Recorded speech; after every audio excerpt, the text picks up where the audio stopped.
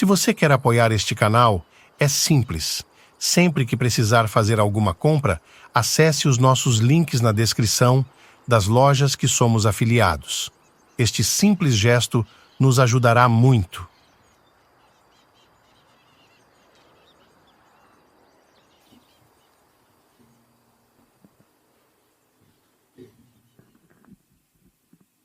Você deveria se envolver em intimidade, mesmo que agora você está despertando e entendendo. Você não precisa de um ser humano para completá-lo.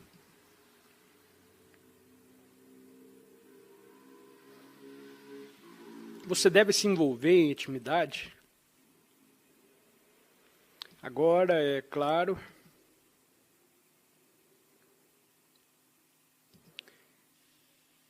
você não deve entrar nisso, nem você deve se envolver em intimidade.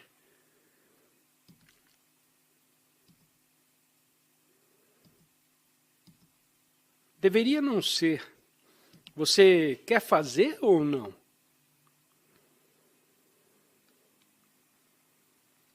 Talvez a pergunta signifique: eu preciso? Só você pode saber disso. Se você sente que é a coisa certa, agora, então depois surge. Mas o fato de você não precisar mais ser completado psicologicamente não significa que necessariamente você não se envolva mais na intimidade. Significa apenas que a parte egóica de um relacionamento íntimo não existe mais. E isso é um grande alívio.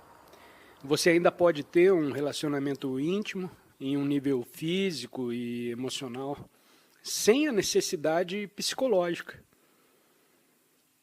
que diz: preciso que você seja a resposta para a minha vida.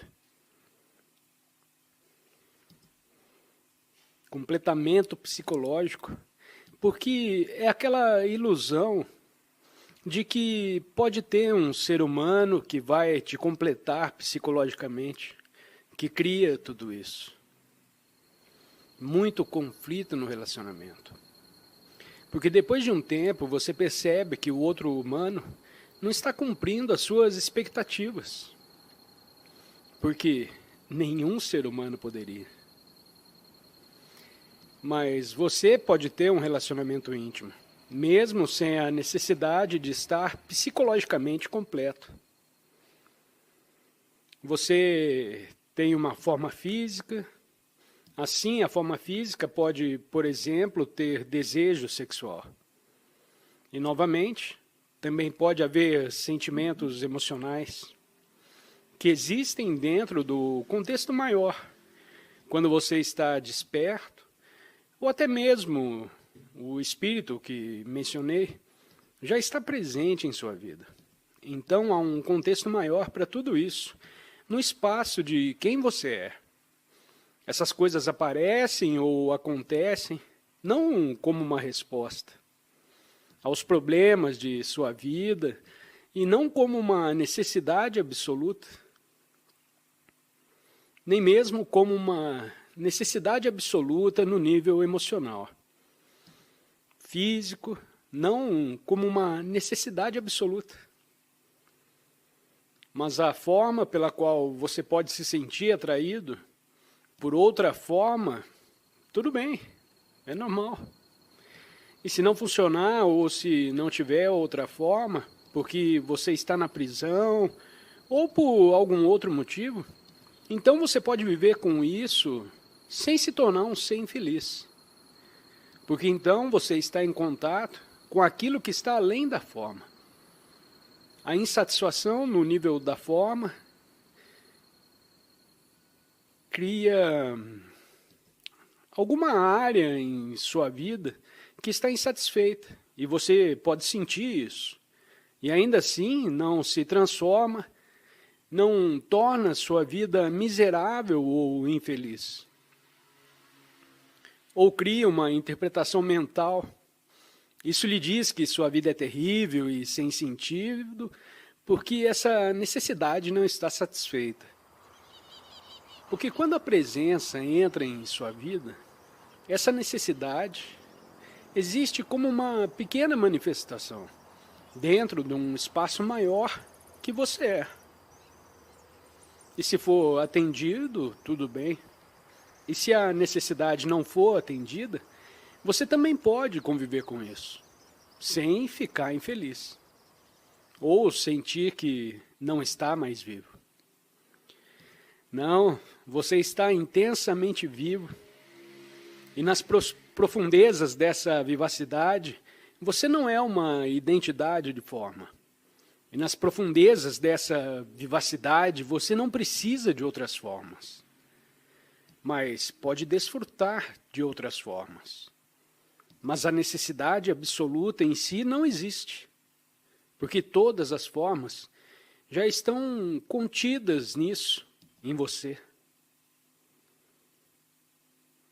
Em última análise, da cena mais profunda, do nível mais profundo, você está sempre encontrando a si mesmo em outra forma.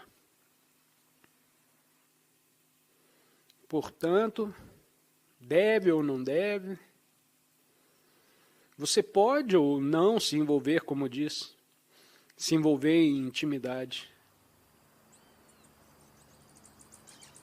Presumo que a crença de que existe um ser humano ali que vai te fazer feliz se dissolveu.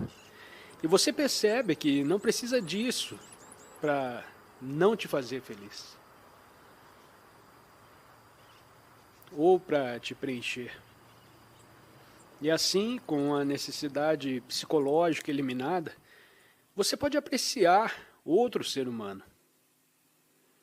E pode apreciar os níveis emocionais ou físicos, se eles estiverem lá.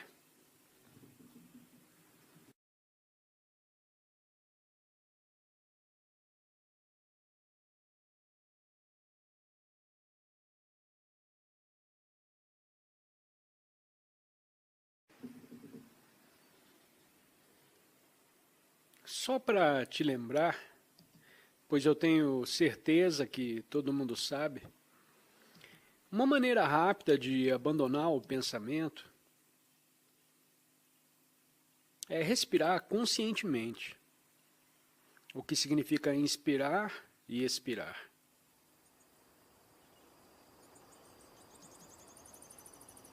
A respiração consciente significa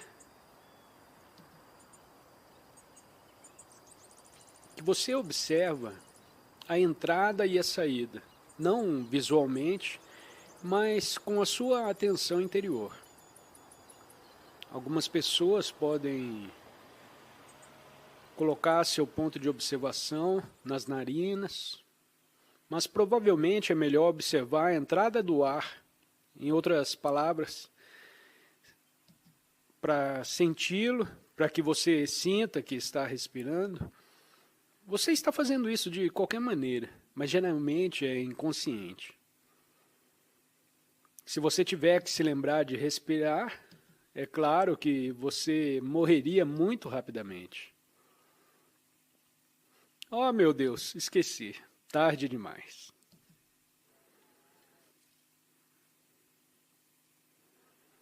Então, consciente significa que sua atenção está lá. Sua atenção, então, segue a respiração conforme ela se move para dentro do corpo. E você sente isso. E ela segue a respiração quando você expira. Esse é um inspirar e expirar consciente. E imediatamente sua atenção se desvencilhou da consciência do pensamento. Então é assim que você pode descobrir o espaço interior imediatamente. Mesmo uma névoa de respiração consciente, uma inspiração e uma expiração, que é uma respiração completa, leva em torno de 15 segundos, talvez 10 segundos. Depende do comprimento da sua respiração, do tamanho dos seus pulmões. Você não precisa torná-lo muito longo ou diferente do normal que o corpo está fazendo. Você está apenas observando o que está acontecendo de qualquer maneira. E você descobrirá, se você estiver realmente lá, com a sua atenção no início da respiração, e no meio da respiração, e no final da respiração, você não está pensando. Se você é real, se sua atenção está realmente lá, você não pode pensar ao mesmo tempo. É por isso que é uma ferramenta de meditação tão maravilhosa. É claro que é recomendado como um método de meditação e algumas pessoas praticam por 1 hora. O que estou dizendo aqui é que você pode intercalar sua vida com muitas meditações, consistindo em 1 ou 2 movimentos da respiração consciente.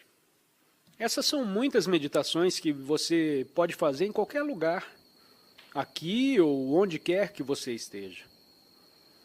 Isso significa que toda vez que você faz isso, você não está pensando. Se você estiver pensando, você não está observando a sua respiração. Isso é simples. Assim, isso é uma coisa interessante observar. Quando você está respirando, quando há consciência do seu peito se movimentando, não há pensamento. Quando ele está afundando, não há consciência disso. Então é uma maneira muito simples de, especialmente à noite, quando sua mente está dizendo que você absolutamente precisa pensar sobre seus problemas agora, ou às 3 horas da manhã, e se você não pensa em seus problemas agora, a sua vida vai entrar em colapso muito em breve. Não acredite em cada pensamento que vem à sua cabeça. Então diga ok. Digamos, vamos respirar conscientemente. E então, imediatamente você percebe uma mudança na consciência. Porque você saiu do naufrágio. E isso vai fazer você se sentir tão bem que você pode querer fazer de novo. E não é uma droga, não é uma outra solução. Uma droga significaria, geralmente, algo que leva você rapidamente para baixo, pensando. Mas a consciência de que falamos aqui leva você acima do pensamento. Requer um estado de alerta. Existem certas semelhanças entre o estado abaixo do pensamento e o estado acima do pensamento. Mas também existem grandes diferenças. O estado abaixo do pensamento é o estado em termos humanos, um simplório, uma pessoa que é tão simples que sua mente não está criando nenhum problema. Apenas aproveitando as coisas que vêm, apenas gosta de comer e beber, assim como um hobbit. No mundo eles são criaturas adoráveis. Eles não têm ego ainda, ou apenas um ego muito rudimentar, porque eles não foram totalmente absorvidos pelo pensamento. Então eles estão em um estado mais profundo de conexão com o ser do que a pessoa absorvida pela mente. É por isso que eles podem realizar tarefas importantes que as pessoas mais inteligentes não podem realizar. Porque o tolo é a figura mitológica tradicional muito importante em diferentes mitologias. Tem certos poderes que as pessoas mais avançadas não têm tantas vezes. A tarefa importante é dada ao tolo para executar, porque isso, obviamente, não está explícito. Eu estou dizendo isso agora porque há um conhecimento intuitivo de que o tolo está mais profundamente conectado com a fonte da vida do ser. Ele não está totalmente perdido em pensamentos. Mas você não quer se tornar um tolo, novamente.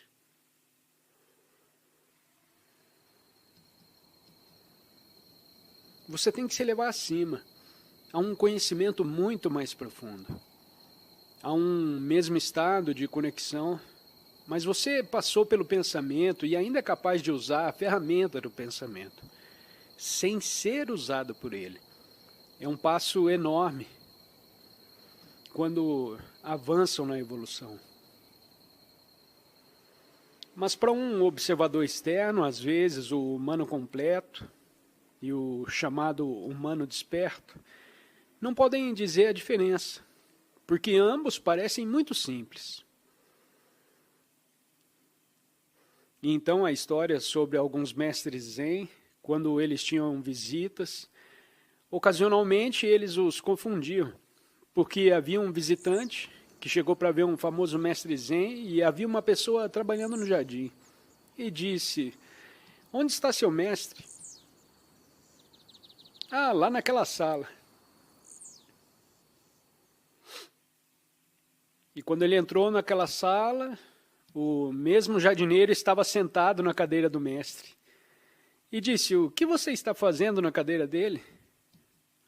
E então se descobriu que o jardim agora parecia tão simples, porque ele era o mestre. E muitas vezes, um longo tempo atrás, havia uma série de TV sobre Kung Fu, com David Carradine, que foi muito bem feito, porque o personagem principal era muitas vezes parte literal da atração de assistir. O personagem principal era frequentemente confundido com alguém fraco e totalmente ineficaz, porque ele sempre se movia. Ele não tinha ego, então ele se movia muito simples.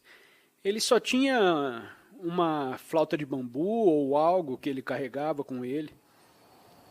Então ele conheceu essas enormes águias. Ele visitava lugares tecnológicos como o Texas, onde eles têm os egos ainda maiores. Pode ser, não necessariamente, mas...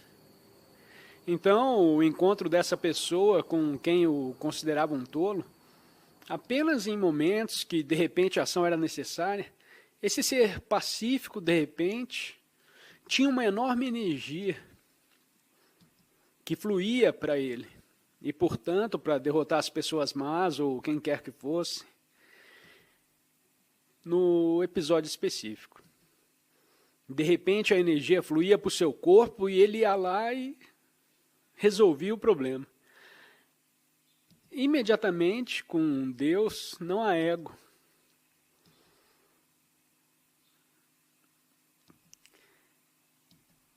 Ele não fazia nenhuma identificação com essa ação e voltava imediatamente para sua presença, como se nada tivesse acontecido. Então a pessoa que fez isso, o diretor, o roteirista, deve ter tido alguns insights sobre o estado de ausência de ego.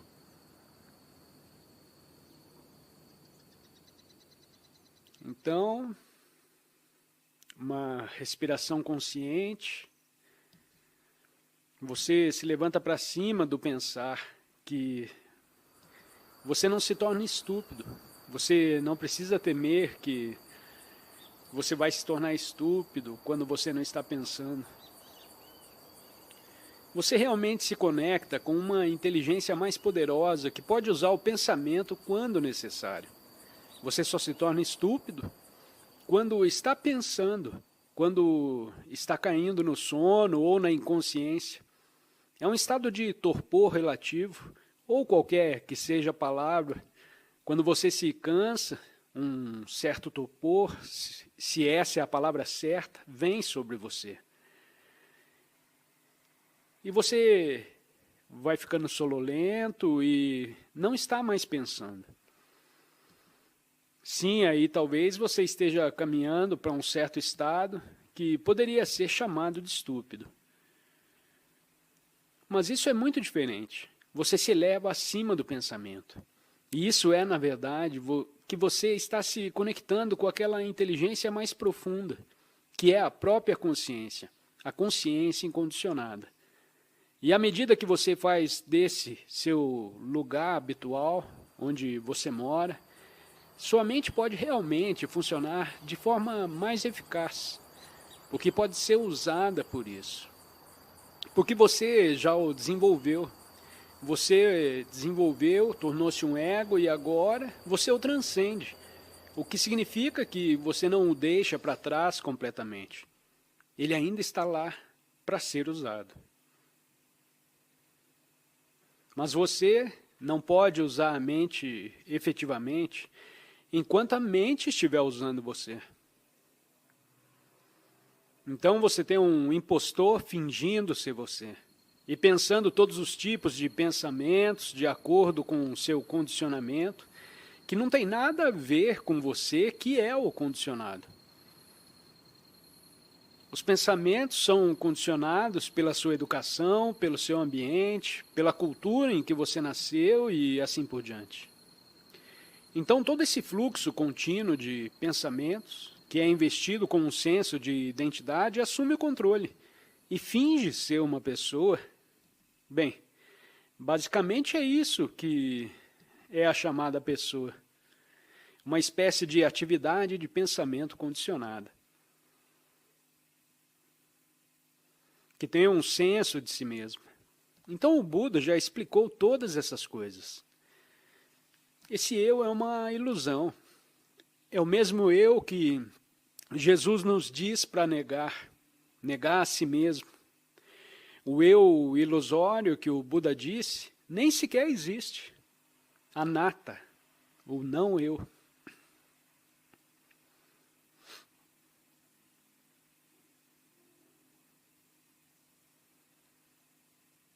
Então lembre-se da respiração. Muitas vezes durante o dia,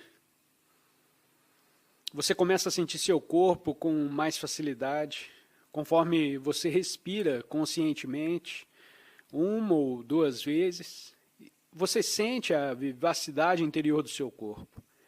Você pode levar a sua atenção também diretamente para o corpo, que é uma outra maneira relacionada à respiração. Porque a respiração leva a sua atenção para o corpo, mas você pode se concentrar no corpo. E essa é outra maneira de tirar a atenção do pensamento. Então, se você pensa que não pode, sua mente não vai te deixar em paz. Eu simplesmente não consigo parar de pensar. Isso não é verdade. É apenas outro pensamento que diz que você não pode. Não faça isso. Então, se você acredita nesse pensamento, então ele se torna verdadeiro para você. Mas se você perceber esse tipo de coisa, você não pode fazer isso, ou qualquer expressão que você use, por exemplo, eu tenho muito em meu prato, o que significa para a sua mente? Que você não pode fazer isso agora, talvez um pouco mais tarde. Ou, é claro que nunca chega um momento em que sua mente lhe diz, ok, agora você pode parar de pensar. Mas você pode. Então, atenção no corpo. E imediatamente você pode sair. Pode ser uma escolha.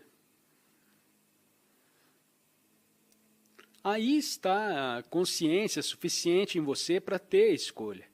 Ainda há milhões no planeta cuja consciência não é desenvolvida o suficiente para sequer ter uma escolha no que diz respeito ao seu estado interior.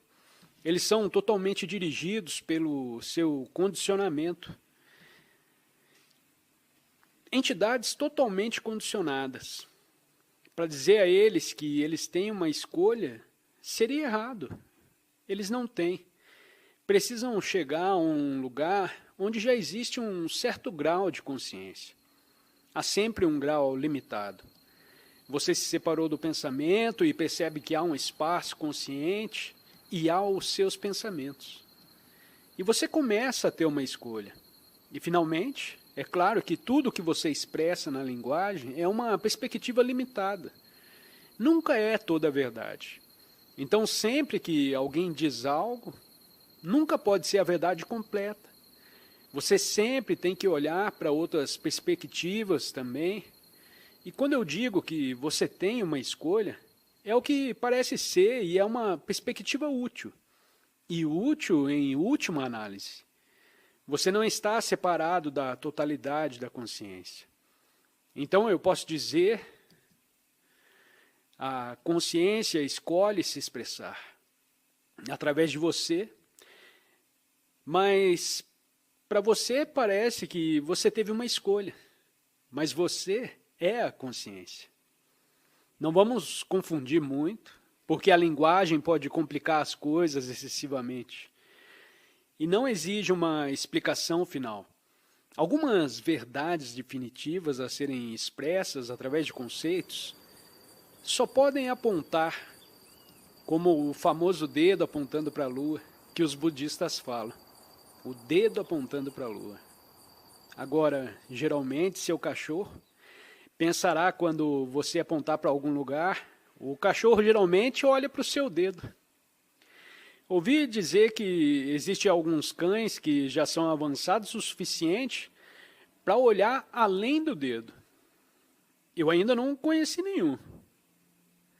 Então, quando você tem um ensinamento espiritual, quando você aceita uma declaração e acredita na declaração, em vez de ir para onde a declaração aponta, isso é confundir o dedo com a lua. Ainda há, por exemplo, eu digo que a quietude já está em você. Está apenas encoberta por muito ruído mental. Então alguém poderia vir e dizer, eu acredito que a quietude já está em mim. Eu acredito nisso completamente. Sim. Mas você já provou? Não, eu apenas acredito.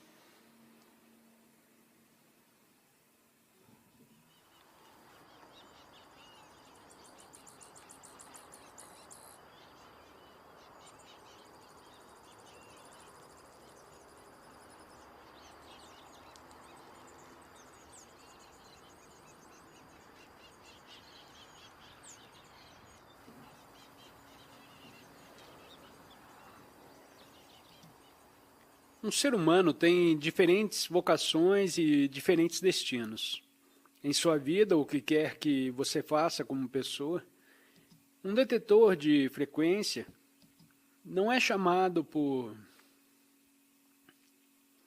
um desejo ou destino para fazer algo grande, para criar um grande empreendimento, para ter um grande impacto no mundo, para estabelecer uma grande estrutura, para manifestar algo grande.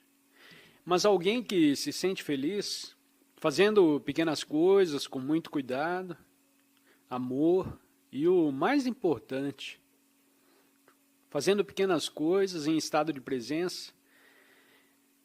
Então, um portador de frequência pode ser quem faz principalmente jardinagem, ou faz um trabalho artesanal. Essa pessoa, então, incorpora a presença em seu trabalho. Ou pode entrar em contato com pessoas em uma capacidade limitada. Quem quer que seja essa pessoa que entra em contato com ela, entra nesse campo de presença. Portanto, essa pessoa mantém a frequência de presença. E essas pessoas também são muito importantes. Alguns de vocês que talvez possam se considerar os detentores de frequência. Os detentores de frequência passam por momentos difíceis nesse mundo, porque nossa civilização não é voltada para dar a eles um lugar oficialmente reconhecido. Nos tempos medievais, na Idade Média, claro, um portador de frequência se tornaria um monge, ou uma freira, ou um eremita. E era para ser, havia milhões deles. E por isso era uma vocação muito reconhecida. Mas hoje em dia não é. Muitos mosteiros estão fechando. Portanto, os detentores de frequência precisam criar um nicho para si mesmos, onde possam manter a frequência de presença. Em um ser humano que está presente, afeta não apenas aqueles humanos que entram em contato com ele ou ela, mas um ser humano que mantém essa frequência de presença, mesmo que o que ele ou ela faz não seja mais importante, a consciência por trás disso é o que importa. E esse ser humano afeta muito mais pessoas do que é óbvio na superfície das coisas. Porque tudo o que acontece a alguém afeta a totalidade. Porque todos os humanos estão conectados em um nível mais profundo. Existe algo como uma consciência humana coletiva.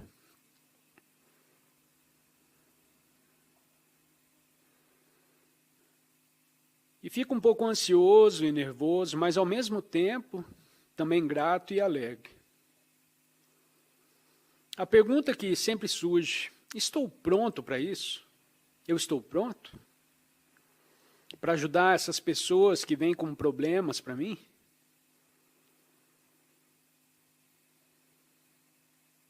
Se você acha que está pronto, provavelmente não está.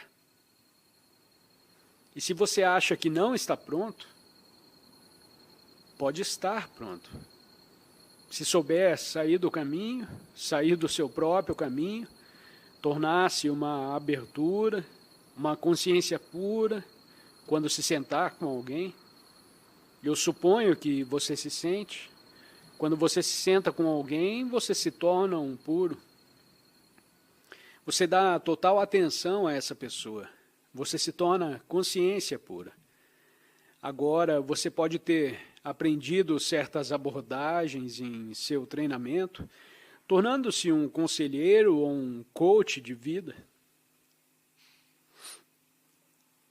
Você provavelmente teve treinamento e existem certas modalidades. Elas variam. Existem diferentes modalidades de psicoterapia e aconselhamento. Portanto, seja qual for a modalidade que você aprendeu, é claro que você tentará aplicar essa modalidade. Mas se você tiver apenas isso, não será muito eficaz. Você pode ter algum sucesso limitado. E a pergunta, eu estou pronto, se refere a ter dominado a modalidade que me ensinaram. Então essa é uma pergunta justificável. E você pode dizer: bem, eu estou pronto. Porque sei exatamente como funciona. Mas o real em uma situação como essa não é a modalidade que você aprendeu e aplicou. Não estou necessariamente dizendo que você não deve usar isso. Você pode usar, mas perceber ao mesmo tempo o que é muito mais importante, que é o que está por trás da modalidade que você usa. E isso se aplica mesmo em modalidades altamente estruturadas e intelectuais e mentais, como a psicanálise, que ela é muito psique e análise. Você analisa, você pega isso e isso e isso, e continua por anos. Mas mesmo aí, acontece que certos psicanalistas que começam praticando sua modalidade, e depois vão passando os anos, e depois, aos poucos, os bons, aos poucos, sem saber, desenvolvem a capacidade de só sentar e dar atenção total ao outro. Tornando-se assim, eles gradualmente deixam de estar totalmente identificados com uma modalidade. E às vezes podem nem usá-la mais. E assim eles se tornam verdadeiramente eficazes. No momento em que se tornam um campo de consciência ou presença, em vez de uma pessoa sentada com a outra. Então isso precisa brilhar na modalidade que você usa. E você pode descobrir que, depois de um tempo, usa relativamente pouco do que aprendeu. E percebe que não precisa fazer isso. Se você estiver totalmente presente, as palavras certas surgirão. Você fará perguntas, assim como Sócrates fez. Ele sempre começou fazendo perguntas, não porque já soubesse a resposta. Foi o início de uma tentativa, a tentativa conjunta de encontrar a resposta por meio do acesso, a dimensão da presença ou consciência. Então, se você pode estar lá como uma consciência pura, enquanto você se senta com isso, algumas pessoas chamam isso de cliente, alguns chamam de paciente, alguns não chamam de nada. Então você senta e ouve. Então você faz uma pergunta, e enquanto ouve, pode acontecer, se funcionar, que a outra pessoa possa se juntar a você, mesmo sem você realmente declarar isso explicitamente. Não há necessidade disso. A outra pessoa, sem saber, junta-se a você no estado de presença. Então você compartilha esse campo de presença enquanto fica sentado ali. E disso, curas e as respostas, se as respostas forem necessárias, realizações, curas, elas surgem disso. E é por isso que eu disse, se você acha que está pronto, provavelmente você não está. Porque então você pensa que está. Agora eu sei o suficiente, posso fazer isso. Agora, você se parece ótimo, que você tem essa autoconfiança. Mas não importa o quanto você saiba, não importa o quanto você saiba. Isso não faz de você um grande conselheiro ou terapeuta. O conhecimento por si só não faz isso. Pode ser útil, mas a verdadeira transformação e a verdadeira cura acontecem por meio da presença corporificada. E sim, pode ser útil conhecer algumas abordagens. Existem certas modalidades que realmente fazem da presença, ou podem não chamar assim, a parte principal da modalidade. E essas são abordagens muito espirituais da psicoterapia. Faz muitos anos que eu leio esses livros, mas acredito, por exemplo, que a modalidade criada por Carl Rogers seja um deles. Onde o principal trabalho com o paciente é dar atenção e acolhimento incondicional. Incondicional significa que você não julga, não coloca rótulos na pessoa ou em sua condição. É tudo baseado em atenção. Eu conheci algumas pessoas que passaram por Rogerian, acho que pode ser chamado de terapia, e algumas delas disseram que era muito chato, porque o terapeuta nunca disse nada.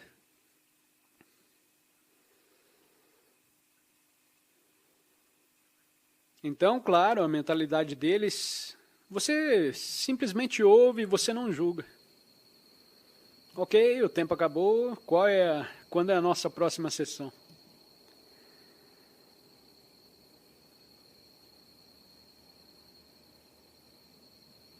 Muitos outros provavelmente se tornarão professores espirituais de uma forma ou de outra. E por isso é importante que, não importa de que forma você faça o seu ensinamento espiritual, se o ponto de entrada é o trabalho corporal, ou o ponto de entrada é o aconselhamento ou outra coisa, ou o aconselhamento nutricional, porque mesmo aí, isso pode rapidamente se tornar um ensinamento espiritual, sempre percebendo qual é a base de tudo, onde está o poder, você acessa o poder da consciência, enquanto está com alguém. Você não precisa estar totalmente desperto ou iluminado para ser eficaz. Ajuda, mas você pode ser eficaz. E eu conheci algumas pessoas que são eficazes na situação de ajuda. eles estão totalmente presentes. Quando eles voltam para a sua vida privada, normal, nem tanto. E às vezes as pessoas que trabalham com eles, quando observam essas pessoas, ou acidentalmente ouvem algo, ao telefone, quando estão falando com o gerente do banco ou algo assim, e ficam muito chateadas. Aí eles falam, epa, essa grande pessoa que achei tão esclarecido, está me dando todos esses conselhos e ela fica chateada quando fala com o gerente do banco. Esse é apenas um pequeno exemplo. Ele fica chateado em muitas outras situações, mas... E ainda na situação de ensino, pode ser muito eficaz. Então, tem gente, muitos que nessa área, eles podem entrar presencialmente. E então, em sua vida diária, às vezes eles podem e às vezes não podem. O ego se reafirma. Existem mestres espirituais que também ensinam espiritualmente. Às vezes até mesmo em grande escala, e pode ser muito eficaz. Mas se você os visse em sua vida privada, diria, oh meu Deus, quem é esse cara?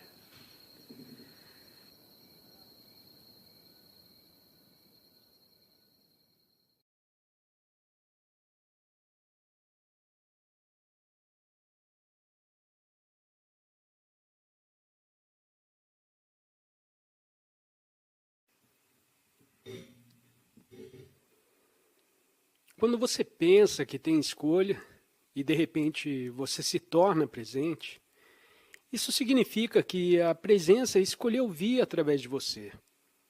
Então, às vezes eu digo que você pode escolher, uma vez que você tenha um certo nível de presença. Você pode escolher estar presente agora mesmo, entrar na minha mente e começar a pensar na minha vida, de onde venho, para onde vou, ou posso escolher ser reativo, quando as coisas acontecem bem e parece que não tive escolha, mas muita gente ainda não tem escolha à reação. Eles são dominados pela reação. Mas quando há um certo grau de presença em você, você tem uma escolha. Você pode esquecer que você tem uma escolha, mas você tem uma escolha.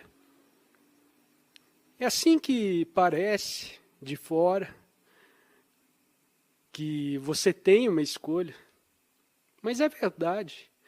Se você olhar de dentro, quando você pensa que tem uma escolha de estar presente, a presença está escolhendo passar por você.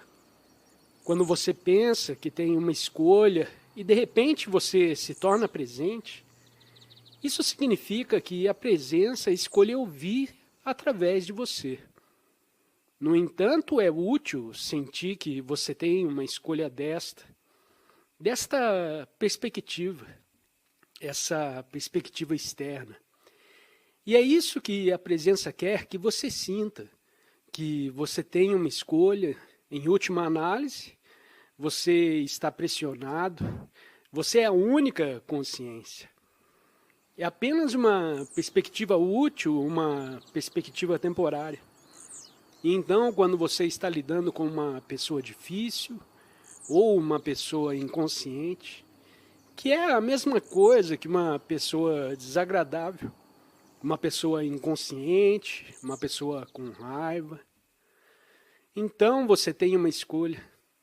Você pode ser arrastado para a inconsciência deles facilmente. Deslizar qualquer pessoa com raiva ou chateada, ou profundamente negativa e inconsciente, ela pode governar uma sala inteira cheia dessas pessoas. Como digamos, se há uma reunião de comitê de 20 pessoas e uma dessas 20 está atacando gentilmente outras pessoas, essa pessoa pode puxar quase praticamente todo mundo em seu estado negativo profundamente inconsciente. É assim que um estado negativo pode ser contagioso. Uma pessoa muito inconsciente em uma sala pode fazer isso. Você quase também poderia dizer que, às vezes, algumas pessoas muito inconscientes podem criar uma guerra inteira, porque elas atraem os outros nisso. Poderia talvez ter sido como a Primeira Guerra Mundial começou. Ninguém exatamente sabe sobre o que todos eles estavam brigando. Começou com uma pessoa matando alguém, no que mais tarde se tornou uma Iugoslávia, mas eu não sei dizer os detalhes. É demais e eu não quero entrar nisso. Os chamados terroristas, o que quer que tenha matado alguém, isso se tornou a Primeira Guerra Mundial. Então, pegou milhões e milhões de mortos. Isso é algo gigantesco. Como eu disse, em uma sala, a mesma coisa, como uma pessoa inconsciente pode puxar todo mundo. E antes que você perceba, eles estão todos brigando e gritando uns com os outros. Então, há um perigo lá, porque você precisa saber disso. Mas se eu me lembrar que tenho a escolha naquele momento de ser atraído para isso ou estar lá como uma presença consciente, então você pode estar ciente, não é? Continue a estar lá como uma presença consciente, então isso pode fazer toda a diferença para o campo de energia. Na sala, isso pode dissolver a inconsciência dessa pessoa, profundamente inconsciente. Apenas uma pessoa que permaneça presente. E às vezes é muito útil que você possa ter um grupo de pessoas discutindo coisas, uma organização ou o que quer que seja que estejam fazendo. E uma pessoa lá que pode ser, como poderíamos chamar, uma âncora de presença, pode ajudar todo mundo a permanecer relativamente presente, enquanto discutem o que precisam. Na realidade, discuta. Isso é uma coisa maravilhosa quando você percebe essa possibilidade. Ou se você está em um grupo de pessoas e está lá como uma presença não reativa, e se os outros naquele grupo estão tão profundamente inconscientes que eles entram e saem em conflito violento, mentalmente, emocionalmente violento. Eles podem até entrar em conflito mesmo. Muitas vezes você vê em certos países, nos parlamentos, eles discutem algo e então, de repente, eles já se levantam e começam a bater uns nos outros. Em alguns países não é que eles não se odeiam, mas chegam muito perto de gritos. Isso pode ser, às vezes, até bastante divertido, mas se muitas vezes uma pessoa pode fazer muita diferença, a pessoa, se ela não puder afetar o seu campo de energia, então, muito rapidamente, você permanecerá onde você está, se o seu estado de consciência for esse. Pode acontecer com você acordar uma manhã e dizer, ok, eu não vou entrar aí. E é isso. Bem, você decide sair, diz adeus e pronto. Ou então eles ligam para você e dizem que não precisam mais de você, que vão ter que te deixar ir. Você é muito consciente para essa organização, na qual você não se encaixa mais. Eu não sei o que aconteceu com você, você está atrapalhando tudo aqui. Embora isso não seja um retiro como tal, eu sugiro que você use seu tempo aqui, faça disso uma espécie de retiro. E tudo o que isso significa, o seu principal interesse está na consciência. Enquanto você está andando nessa adorável cidade pequena, olhando para as coisas, conversando com as pessoas, seja a presença. Em vez de uma pessoa que precisa interpretar tudo que seja a presença por trás da consciência. Seja a consciência por trás das percepções dos sentidos, como agora. Você não pode melhorar esse momento adicionando pensamentos desnecessários a ele. Que pensamento você gostaria de adicionar a este momento? Você apenas diminui a vivacidade e a beleza desse momento. A mente, é claro, que não pode sentir isso e dirá o que fazer. Você quer dizer o que há de bonito nesse momento? Bem, a quietude nessa sala, o espaço, as luzes, os seres, o seu ser e a consciência de que você é, sem a qual ninguém disso conseguiria sentir a si mesmo como a presença consciente. Sim, também existe naquele mar, no oceano, mas você também é uma pessoa com um corpo e um senso personalizado de si mesmo. Então você deixa de ser um rebelde para ser um oceano. E então você pode ser ambos. Para que você não tenha mais que... Bem, você pode estar meditando e muito consciente, e geralmente as pessoas vão então dizendo, olha, eu estou praticando mindfulness, ou eles seguem sua vida diária. Ok. Eu fiz mindfulness por 20 minutos. 8 horas depois, ou mais tempo para ter uma ação plena. É melhor do que nenhuma atenção plena. Claro, pelo menos talvez você a tem. Se você a tiver, talvez você esteja apenas tentando. Mas traga a cada momento de sua vida, para que você tenha, independente do que quer que esteja fazendo, sempre um senso de si mesmo com a presença. E isso é maravilhoso. Quando você pode sentir sua presença, ela não é sua, mas eu a chamo de sua. Porque no momento em que digo sua presença, eu crio uma dualidade. Existe você e a presença. Mas não existe esta dualidade. Que você é a linguagem da presença, ou a linguagem cria dualidade. Então, tudo bem. Sinta sua presença agora. Você é uma pessoa. Mas, para você ser uma pessoa, você precisa se lembrar de quem você é.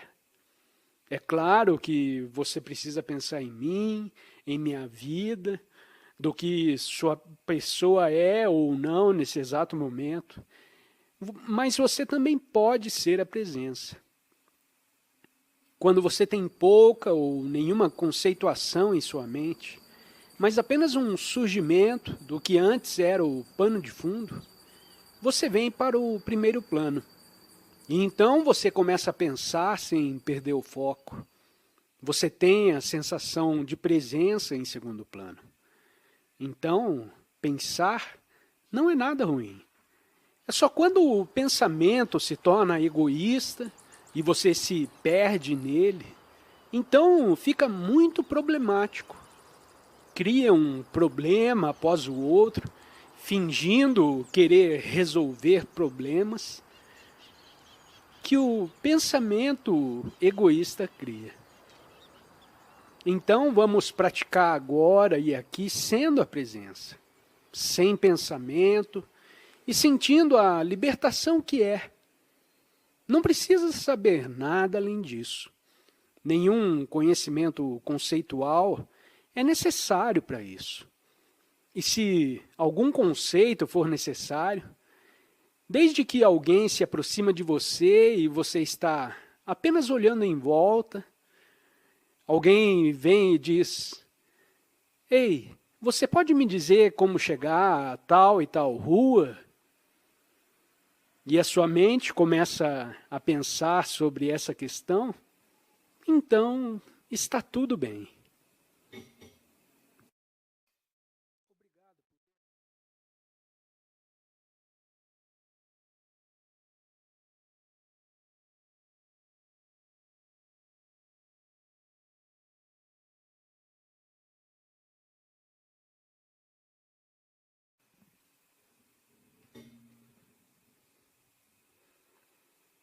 Então existe a natureza e existe o momento presente, aqui e agora.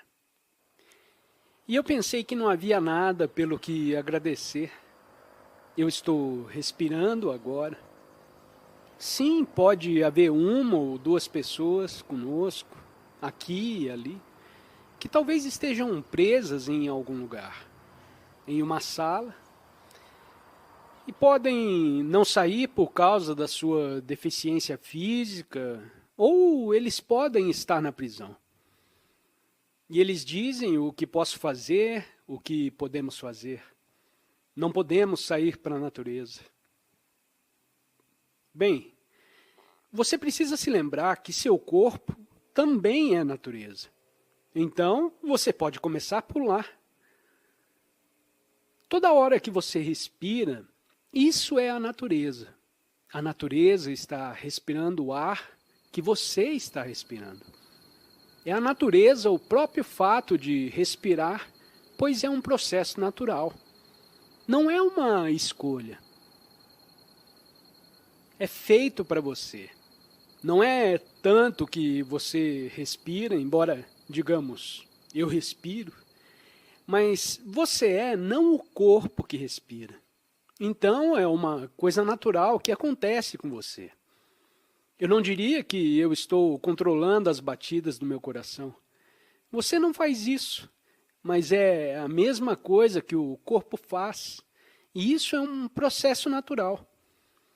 Por algum motivo dizemos que eu estou respirando, porque a respiração é involuntária.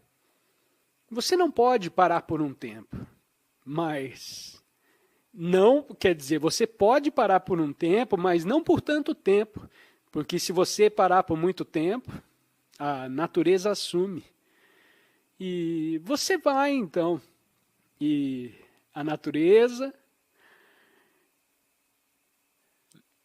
leva você. A natureza que você vive, ela está no seu corpo.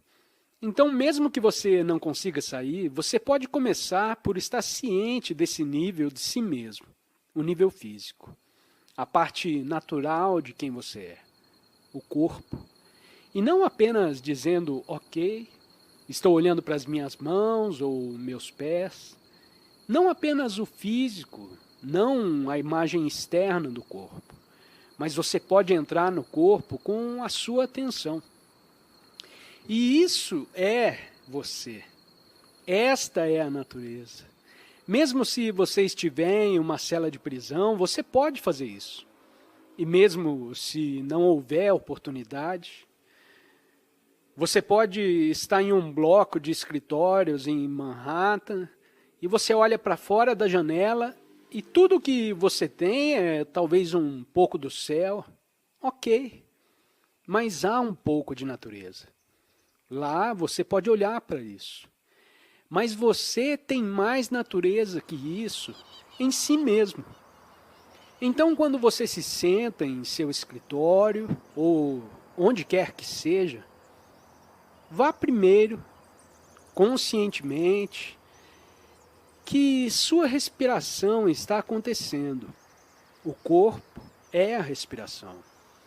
estar consciente também da preciosidade do ar, que é uma substância tão preciosa.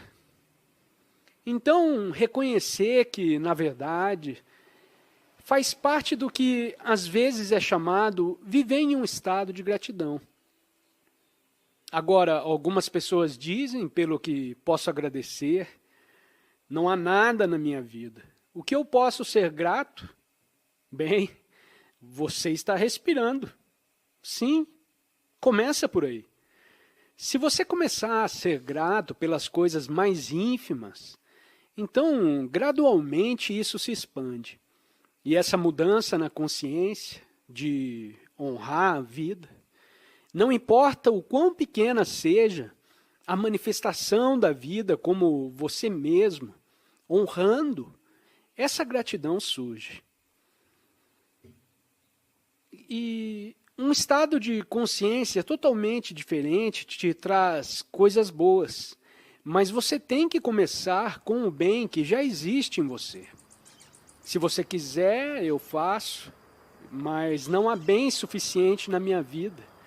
As pessoas dizem que eu preciso de mais coisas boas, que a vida que tenho não me deu o que eu precisava. Você tem que começar com o que você tem. É a coisa mais óbvia para se começar. E a coisa mais simples é esta, que você está respirando. Isso é algo muito bonito de se fazer. Sinta que está absorvendo essa energia que é o ar, que depois se funde com o seu ser. Essa é uma coisa incrível honrar. O processo da respiração. Honrar o fato de estar respirando.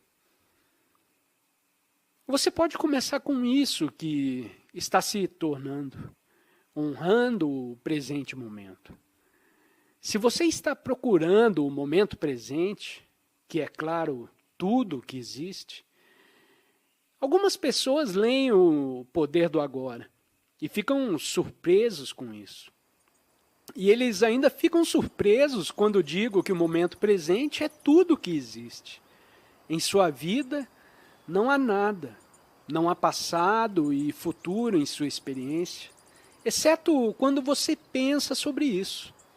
Mas não em sua experiência real que, bom, é realmente verdade. O maior filósofo poderia vir e ele não poderia argumentar com o fato de que só existe você. Apenas experimente o momento presente. Não há mais nada. A mente pergunta, bem, onde está o momento presente? Vamos começar. E eu sempre digo que o seu peito te leva para o momento presente, porque você é respirando agora, e você está respirando mais uma vez. Todas as outras respirações, você se lembra ou antecipa mentalmente. E na verdade é dito que o Buda recomendou isso como uma meditação. Talvez até antes do Buda, mas o Buda certamente recomendou que as pessoas estivessem cientes e usassem a respiração deles como uma meditação. Ele não disse, até onde eu sei, que isso levará ao momento presente. E ele não disse que isso realmente pararia sua mente também. Ele apenas disse: fique atento à sua respiração. Então, é tudo consciência do peito.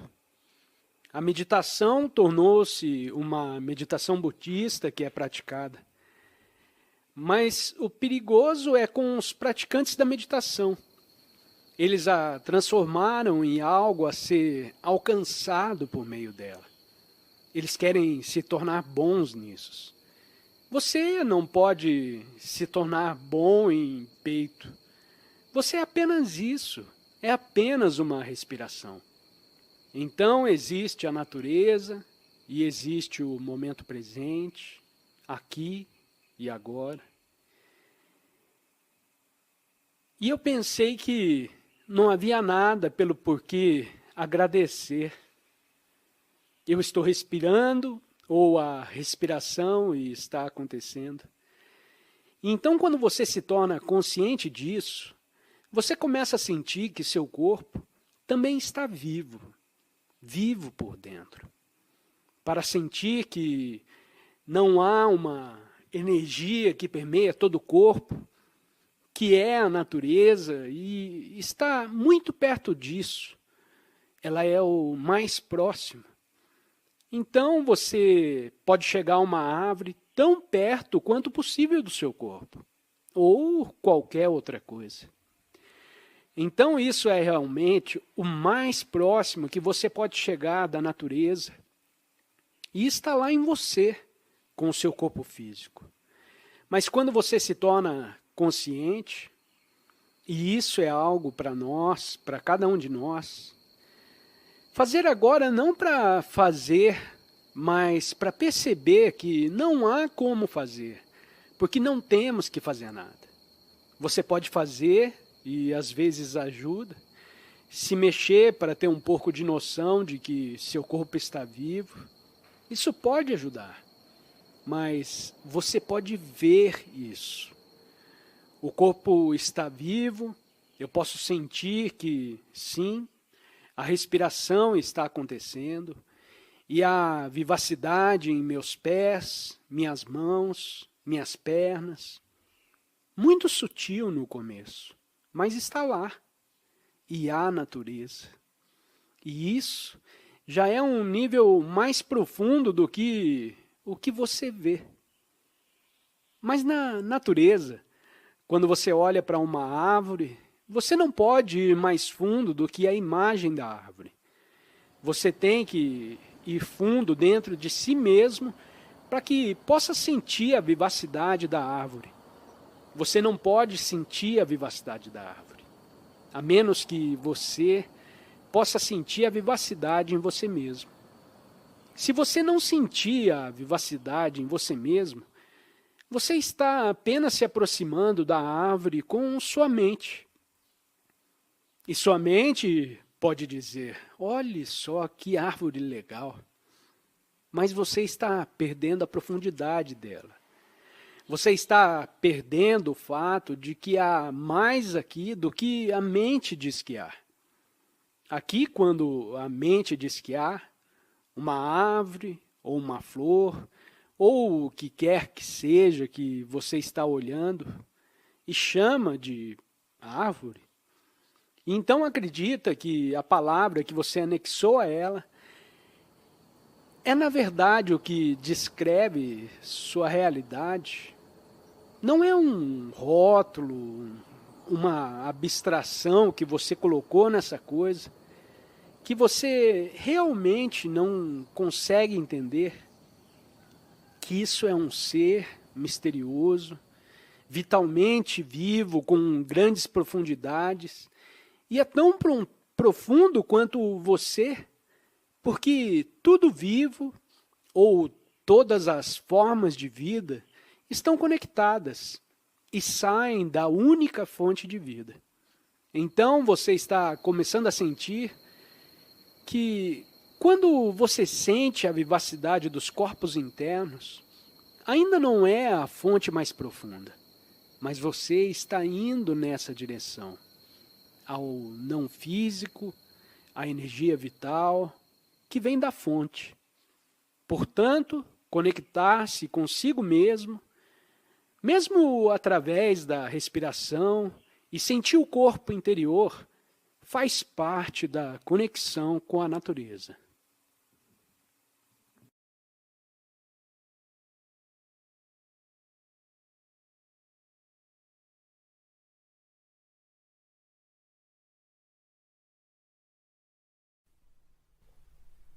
Todas as noites, quando entramos na fase sem sonhos do sono profundo, fazemos uma viagem à região do não manifesto. É nesse momento que cada um de nós forma uma só unidade com a fonte. É da fonte que retiramos a energia vital que nos sustenta quando retomamos ao manifesto, o mundo das formas separadas. Essa energia é muito mais importante do que o alimento. Nem só de pão vive o homem. Mas não se chega aos sonhos sem sonhos de um mundo consciente. Embora o corpo ainda esteja funcionando, nós já não existimos mais nesse estado. Você consegue imaginar o que seria penetrar nos sonhos sem sonhos, completamente consciente?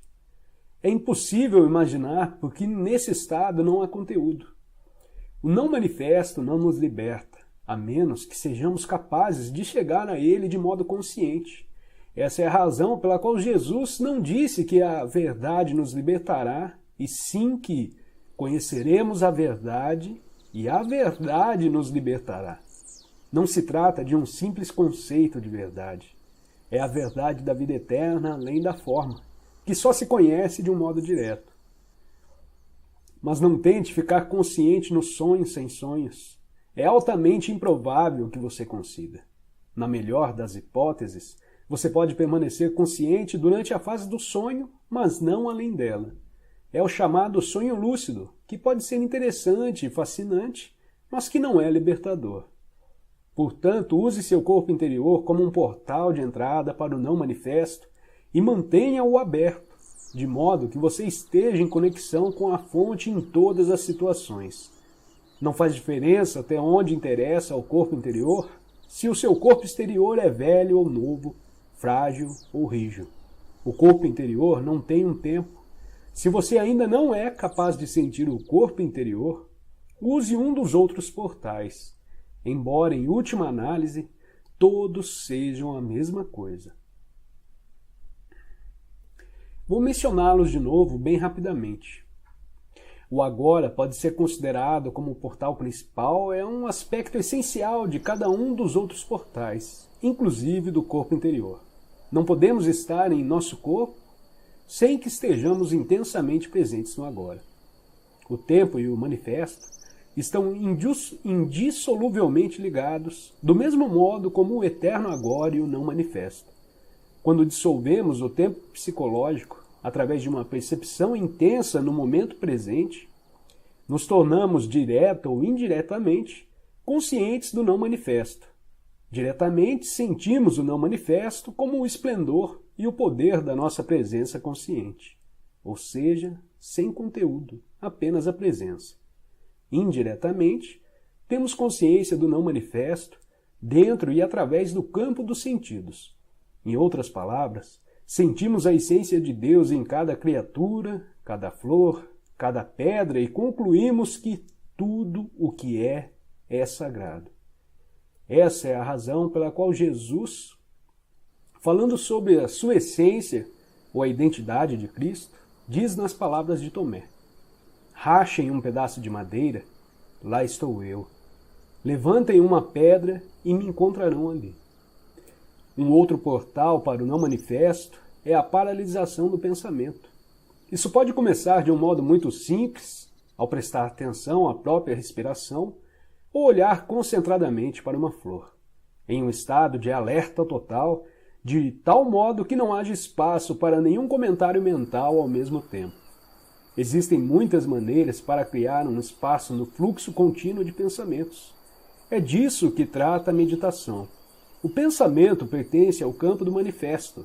A atividade mental contínua nos mantém aprisionados no mundo da forma e funciona como uma tela opaca, que impede de nos tornarmos conscientes do não manifesto, conscientes da inexistência da forma e da eterna essência de Deus, tanto em nós mesmos como em todas as coisas e criaturas.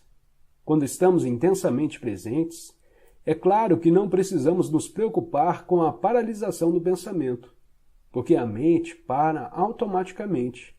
Essa é a razão pela qual eu disse que o agora é um aspecto essencial de todos os outros portais. A entrega, ou seja, o abandono de qualquer resistência mental e emocional ao que é, também é um portal para um não manifesto. A razão disso é simples, já que a resistência interior nos isola das outras pessoas, de nós mesmos e do mundo à nossa volta, fortalecendo a sensação de separação da qual o ego depende para sobreviver. Quanto maior a sensação de separação, maior a nossa dependência ao manifesto, ao mundo das formas separadas. E quanto maior a ligação com o mundo das formas, mais dura e impenetrável será a nossa identidade com a forma. O portal é fechado e somos afastados da dimensão interior, a dimensão do profundo. No estado de entrega, a nossa identificação com a forma se dissolve e se reveste em uma espécie de transparência, e assim o não manifesto consegue brilhar através de nós. Depende de nós abrirmos um portal em nossas vidas que nos conduza a um acesso consciente ao não manifesto. Entre em contato com o campo de energia do seu corpo interior, esteja intensamente presente, deixe de se identificar com a sua mente, entregue-se àquilo que é. Podemos usar todos esses portais, mas só precisamos de um deles.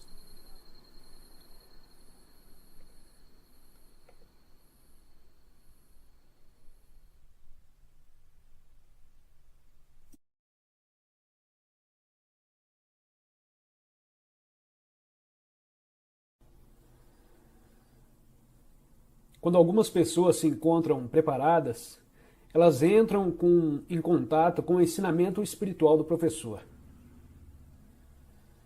E isto pode acelerar o processo de percepção. De que você realmente não precisa sofrer mais. E você está pronto para ouvir isso. Então Buda não falava de nada além disso.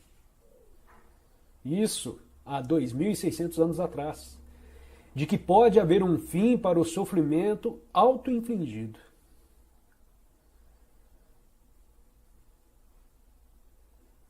E quando você não mais inflige sofrimento a si mesmo, e lembre-se, são os pensamentos. Seus pensamentos fazem você sofrer mais do que qualquer coisa. Não é geralmente a situação. É a sua interpretação da situação, de quão terrível ela é. E quando você percebe isso, então você vê que há outra maneira de viver, na qual você não mais confronta aquilo que é. E esse é o fim do sofrimento auto-infligido.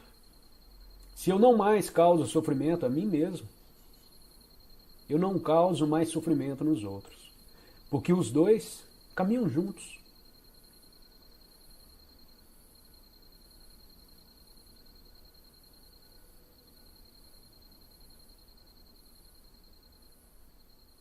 Vejam as suas vidas, as suas assim chamadas vidas.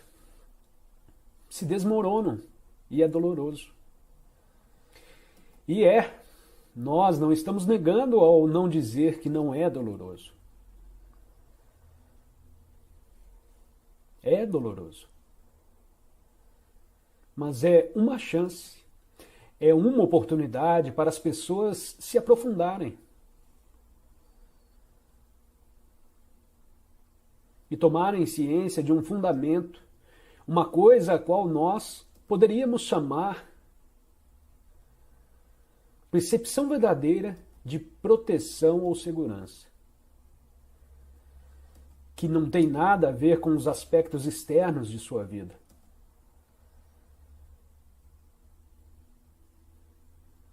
E parece que é necessário para muitas pessoas vivenciarem adversidades na forma de perda. Para serem levadas até lá, voluntariamente elas não vão para lá. E nem todo mundo que vivencia adversidades chega até lá. Algumas são presas pelo movimento de reação e tornam-se profundamente raivosas ou dizem que isso não é justo.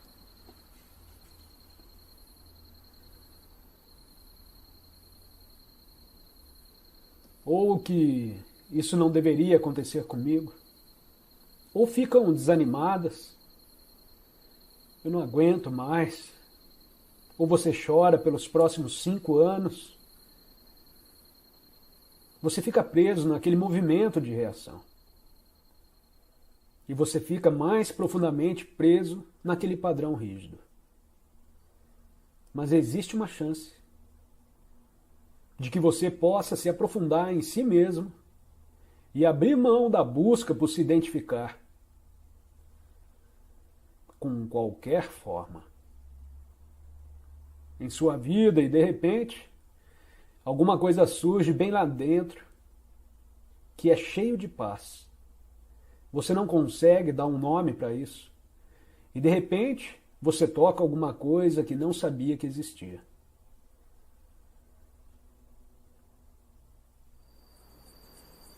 Em você. Algumas vezes eu chamo isso de sem forma. Poderia chamar de espírito, porque o espírito é aquilo que não tem forma.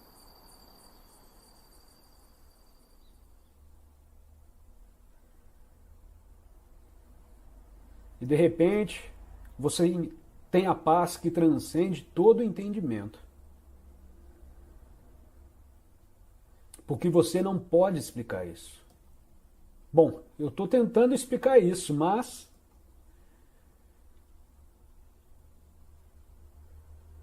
é difícil.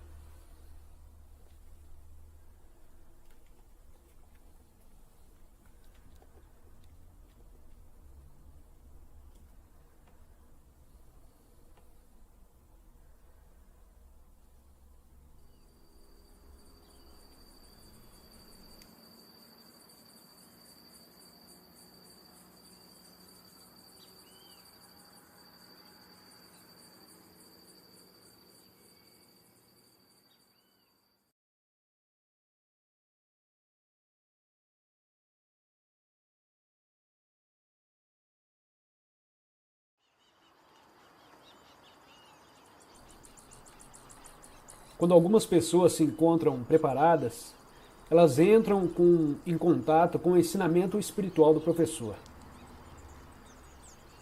E isto pode acelerar o processo de percepção. De que você realmente não precisa sofrer mais. E você está pronto para ouvir isso. Então Buda não falava de nada além disso. Isso há 2.600 anos atrás. De que pode haver um fim para o sofrimento auto-infligido.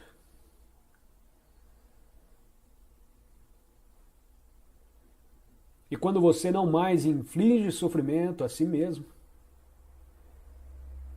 e lembre-se, são os pensamentos. Seus pensamentos fazem você sofrer mais do que qualquer coisa. Não é geralmente a situação. É a sua interpretação da situação, de quão terrível ela é. E quando você percebe isso, então você vê que há outra maneira de viver, na qual você não mais confronta aquilo que é. E esse é o fim do sofrimento auto-infligido.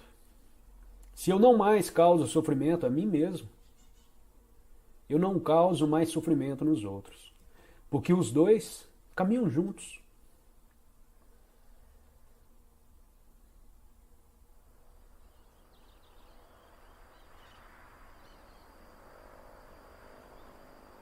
Vejam as suas vidas, as suas assim chamadas vidas. Se desmoronam e é doloroso. E nós não estamos negando ao não dizer que não é doloroso. É doloroso. Mas é uma chance, é uma oportunidade para as pessoas se aprofundarem. E tomarem ciência de um fundamento, uma coisa a qual nós poderíamos chamar percepção verdadeira de proteção ou segurança. Que não tem nada a ver com os aspectos externos de sua vida.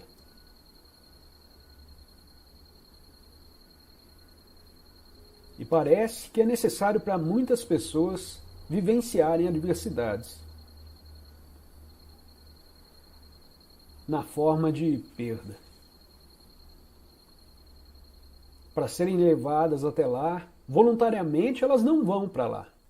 E nem todo mundo que vivencia adversidades chega até lá. Algumas são presas pelo movimento de reação e tornam-se profundamente raivosas ou dizem que isso não é justo.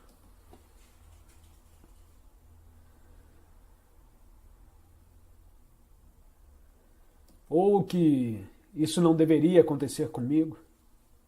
Ou ficam desanimadas. Eu não aguento mais. Ou você chora pelos próximos 5 anos. Você fica preso naquele movimento de reação. E você fica mais profundamente preso naquele padrão rígido.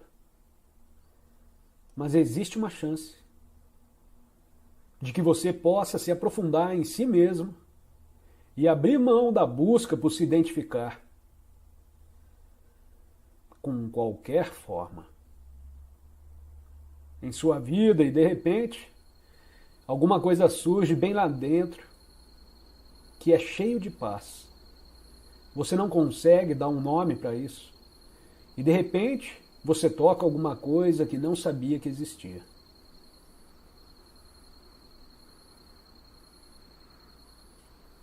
Em você. Algumas vezes eu chamo isso de sem forma. Poderia chamar de espírito, porque o espírito é aquilo que não tem forma.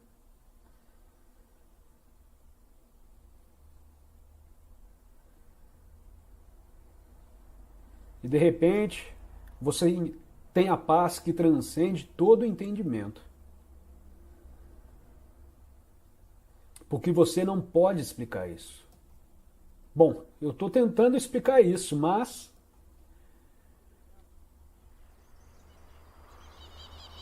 é difícil.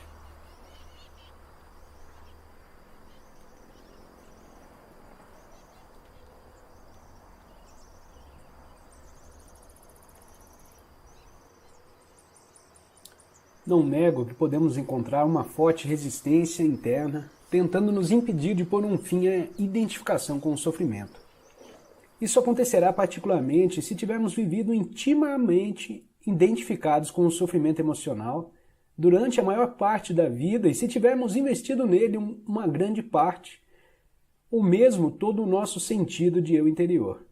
Isso significa que construímos um eu interior infeliz por conta do nosso sofrimento e acreditamos que somos essa ficção fabricada pela mente. Nesse caso, nosso medo inconsciente de perder a identidade vai criar uma forte resistência a qualquer forma de não identificação.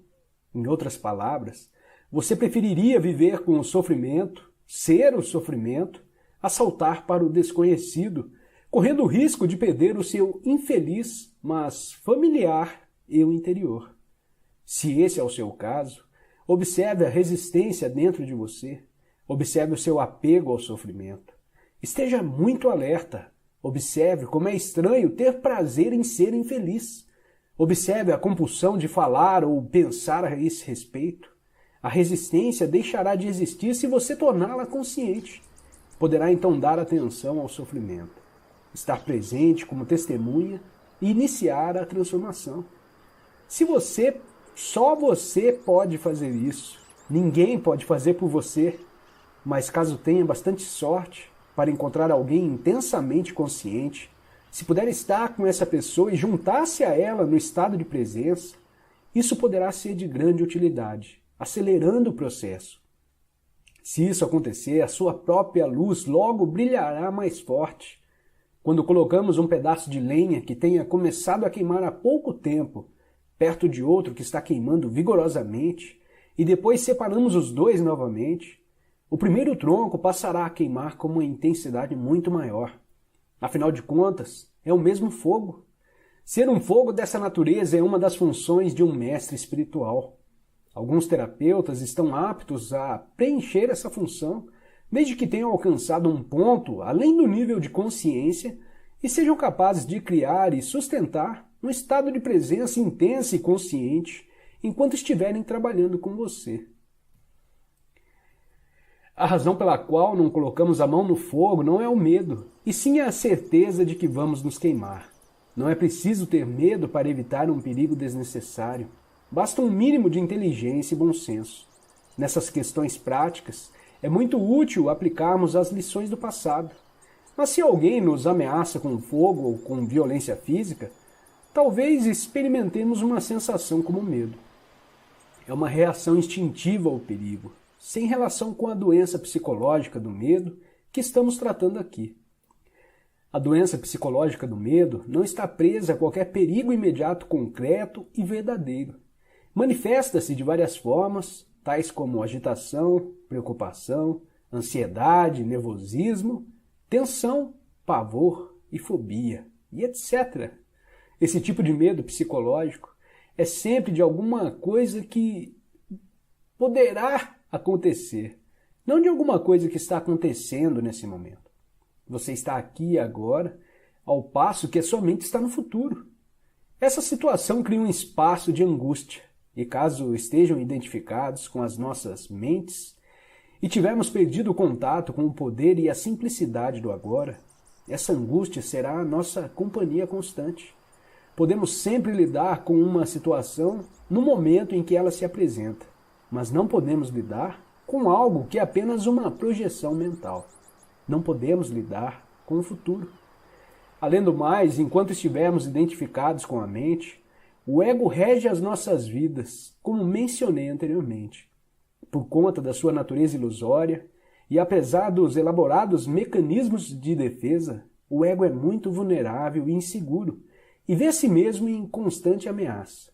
Esse é o caso aqui, mesmo que o ego seja muito confiante em sua forma externa. Agora, lembre-se que uma emoção é a reação do corpo à mente. Que mensagem o corpo está recebendo permanentemente do ego, o falso eu interior construído pela mente? Perigo, estou sob ameaça. E qual é a emoção gerada por essa mensagem permanente? Medo, é claro. O medo parece ter várias causas. Tememos perder, falhar, nos machucar, mas em última análise, todos os medos se resumem a um só: o medo que o ego tem da morte e da destruição. Para o ego, a morte está bem ali na esquina, no estado de identificação com a mente. O medo da morte afeta cada aspecto da nossa vida. Por exemplo, uma mesma coisa aparentemente trivial ou normal, com a necessidade de estar certo em um argumento e demonstrar a outra pessoa que ela está errada, defendendo a posição mental com a qual nos identificamos, acontece por causa do medo da morte. Se estivermos identificados com uma atitude mental e descobrirmos que estamos errados, nosso sentido de eu interior, baseado na mente, corre um sério risco de destruição. Portanto, assim como o ego, você não pode errar. Errar é morrer.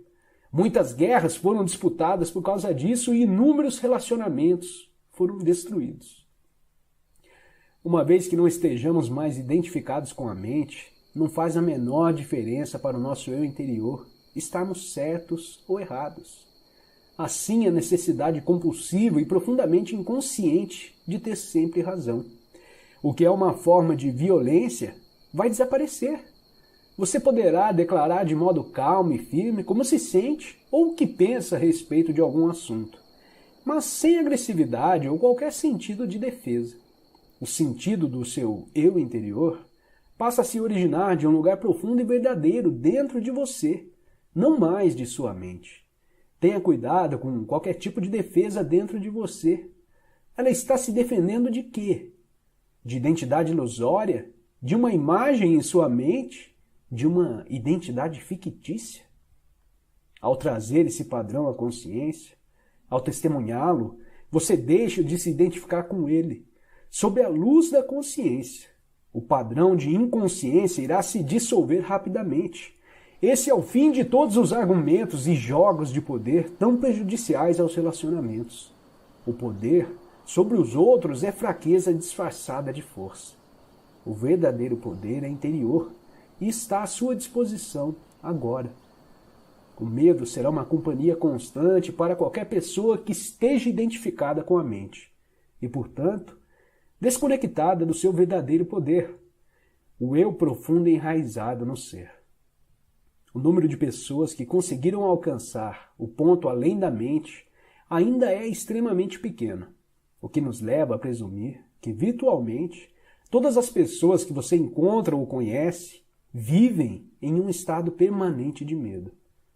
Só o que varia é a intensidade. Ele flutua entre a ansiedade e o pavor, numa ponta da escala e um desconfortável, vago e distante sentido de ameaça na outra. Muitas pessoas só tomam consciência disso quando o medo assume uma de suas formas mais agudas.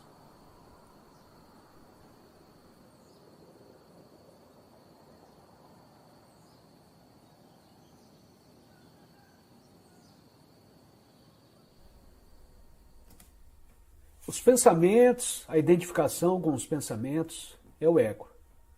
Mas os pensamentos que aparecem na sua mente são ligados à mente coletiva da cultura onde você vive, da humanidade como um todo. Então eles não são seus pensamentos, por assim dizer, mas você adquire da coletividade, pelo menos a maioria deles.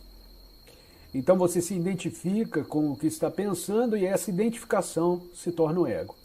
O que significa que você acredita nos pensamentos que surgem e que você constrói o conceito de quem é a partir do que sua mente está dizendo para você sobre quem você é.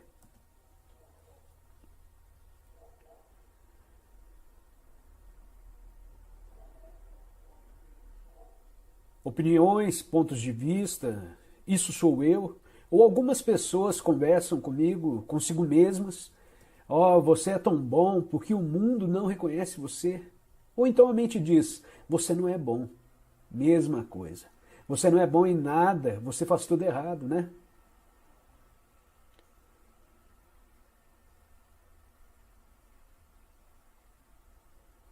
Então você acredita nisso e de repente você tem um baixo conceito de si mesmo. E por que você tem esse baixo conceito? Porque acredita nesses pensamentos. E por que você acredita nos seus pensamentos? E por que você está tendo esses pensamentos? Provavelmente você os pegou em algum lugar, talvez na sua infância, talvez sua mãe estava tão estressada que ela falou, você é mau.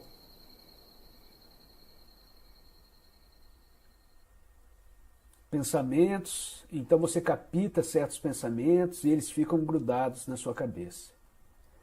Pensamentos que você ouviu na sua infância e eles são como formas de energia, como entidades. E eles ficam na sua cabeça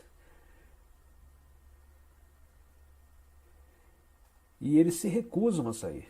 E quanto mais você acredita neles, mais profundamente arraigados eles ficam na sua mente. Então algumas pessoas ficam presas a entidades muito hostis.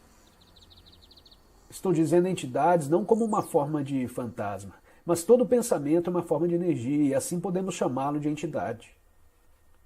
Então muitas pessoas nesse mundo estão presas a entidades hostis que negam a vida, que são continuamente críticas e ofensivas. Eles carregam isso na sua cabeça e acreditam que isso é o que eles são. Eles estão continuamente atacando a si mesmos. E se eles não estão atacando a si mesmos, estão atacando aos outros ao seu redor. Deixe-me dizer quem você é. Claro que o que esses pensamentos estão lhe dizendo, na verdade, é deixe-me lhe dizer quem eu sou. Você sabe, conhece a famosa frase, nós não vemos as coisas como elas são, nós as vemos como nós somos. O que significa que você olha a realidade através da tela dos seus pensamentos e através dos seus julgamentos que são condicionados pelo tempo. Este é um presente terrível para se viver e são como tapa-olhos, e é pior que um tapa-olho. É como olhar para a realidade através de cortinas grossas. Então a identificação com os seus pensamentos, a crença neles, não tendo espaço fora do movimento dos pensamentos, aqui de novo vemos falta de espaço dentro. Essa é a condição inconsciente, espiritualmente e completamente inconsciente.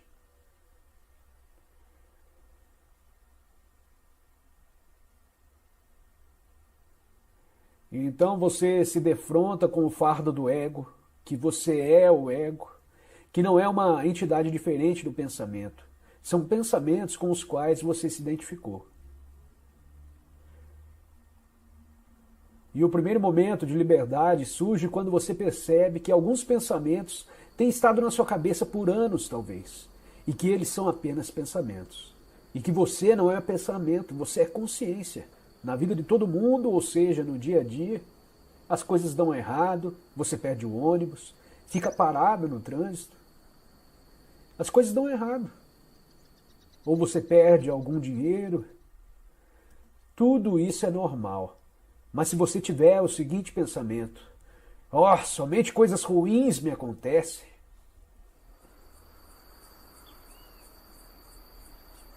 você está extremamente consciente dessas coisas. E elas só confirmam para você que o seu pensamento está correto. E esta é uma percepção seletiva da realidade através da tela do pensamento. Então a realidade lhe confirma não somente isso.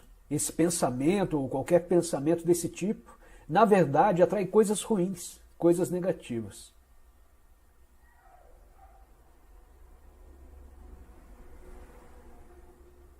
Então liberdade vem de se distanciar e encontrar primeiro um pouco de espaço dentro de você, a presença.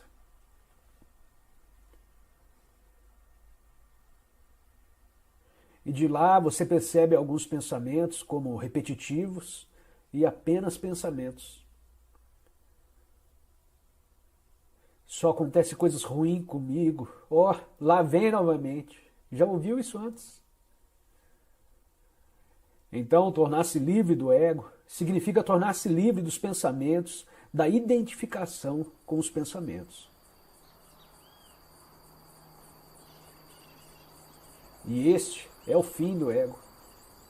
Pode se apresentar novamente, vez ou outra, mas pelo menos isso é um despertar.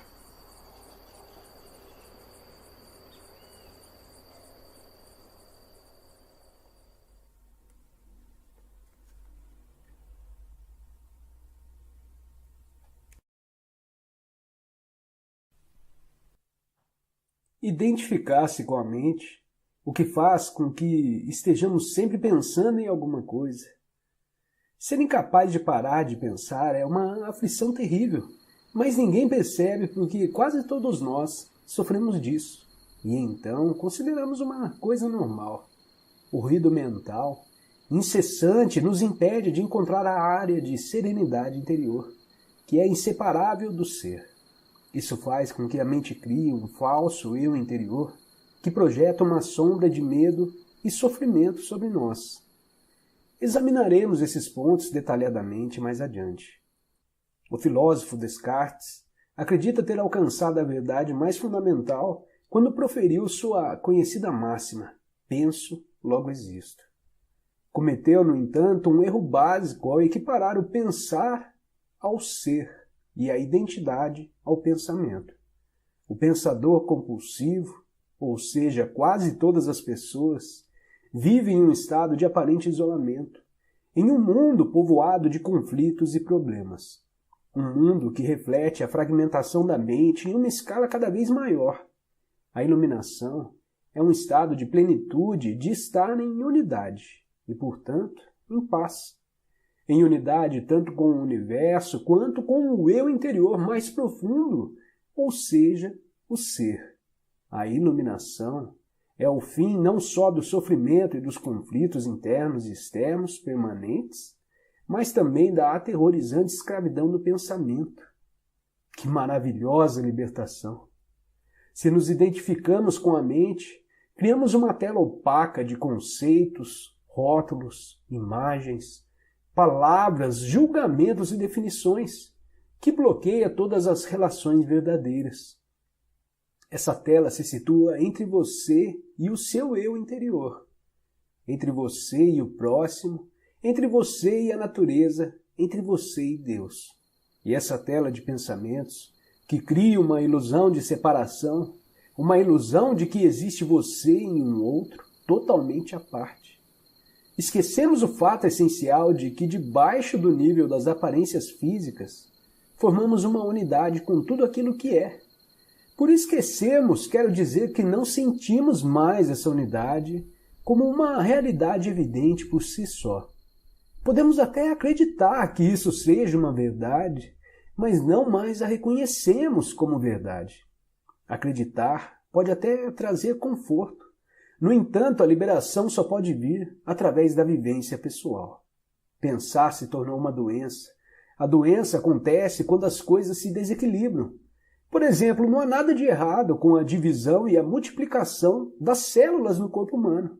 Mas quando esse processo acontece sem levar em conta o organismo como um todo, as células se proliferam e temos a doença. Se for usada corretamente, a mente é um instrumento magnífico. Entretanto, quando a usamos de forma errada, ela se torna destrutiva. Para ser ainda mais preciso, não é você que usa a mente de forma errada. Em geral, você simplesmente não usa a mente. É ela que usa você. Essa é a doença. Você acredita que é a sua mente. Eis aí o delírio. O instrumento se apossou de você. Só podemos resolver palavras cruzadas ou construir uma bomba atômica. Não significa que estejamos usando a mente. Assim como os cães adoram mastigar ossos, a mente adora transformar dificuldades em problemas. É por isso que ela resolve palavras cruzadas e constrói bombas atômicas. Mas essas coisas não interessam a você. Pergunta então, você consegue se livrar da sua mente quando quer? Já encontrou o botão que a desliga? Então, é porque a mente está usando você. Estamos tão identificados com ela que nem percebemos que somos seus escravos. É quase como se algo nos dominasse sem termos consciência disso e passássemos a viver como se fôssemos a entidade dominadora. A liberdade começa quando percebemos que não somos a entidade dominadora, o pensador. Saber disso nos permite observar a entidade no momento em que começamos a observar o pensador. Ativamos um nível mais alto de consciência. Começamos a perceber, então, que existe uma vasta área de inteligência além do pensamento, e que este é apenas um aspecto diminuto da inteligência. Percebemos também que todas as coisas realmente importantes, como a beleza, o amor, a criatividade, a alegria e a paz interior, surgem de um ponto além da mente. É quando começamos a acordar.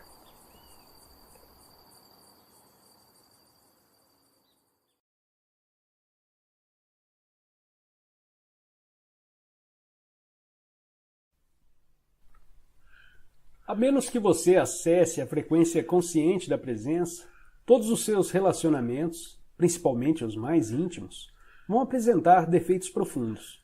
Durante um tempo, eles podem dar a impressão de serem perfeitos, como quando estamos apaixonados, mas, invariavelmente, essa perfeição aparentemente acaba destruída por discussões, conflitos, insatisfações e até mesmo por violência física e emocional, que passam a acontecer com uma frequência cada vez maior.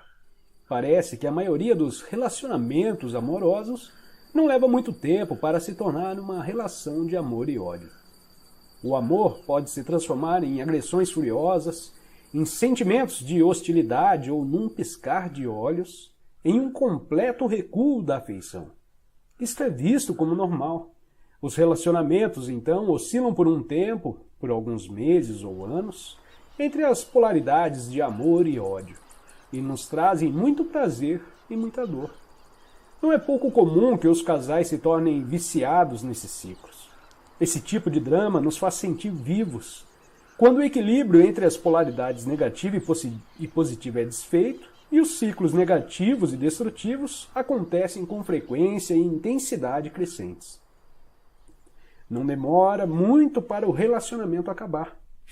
Pode parecer que tudo se resolveria se conseguíssemos eliminar os ciclos negativos e destrutivos, permitindo que o relacionamento florescesse sem problemas. Mas isso não é possível. As polaridades são mutuamente interdependentes. Não podemos ter uma sem a outra. A positiva já contém dentro de si a negativa ainda não manifestada. Ambas são, na verdade, aspectos diferentes de um mesmo sistema defeituoso.